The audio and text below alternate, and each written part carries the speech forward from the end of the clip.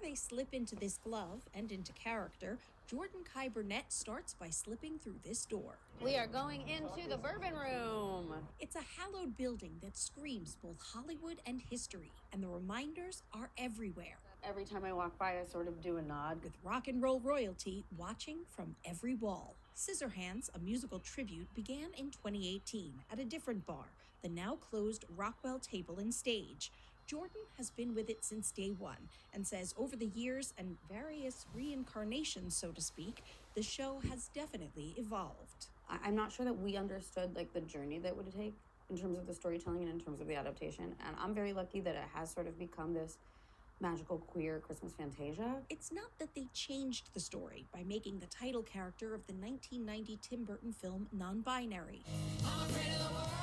Jordan says, as someone who identifies as gender fluid, in their mind, that interpretation was there all along. The movie always talked about feeling other, feeling outside. Ryan O'Connor agrees. He plays a plethora of characters, from Helen the nosy neighbor to Bill, Kim's dad. As a queer kid who was still finding my identity when this movie came out and saw it 13 times in the theaters, I think that there is something queer about someone who is a weirdo and people don't know whether the weirdness of him is a threat to them or an excitement to them. And I think that that is something that as queer people we innately relate to.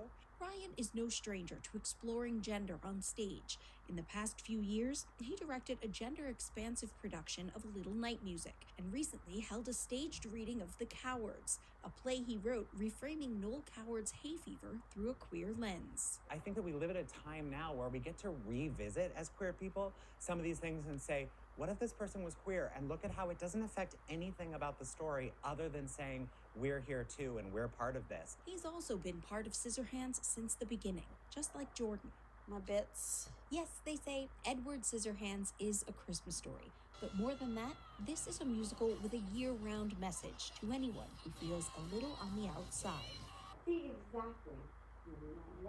And, they added, take up space, whether that space is a small town or a legendary venue on Hollywood and Vine. Where the magic happens.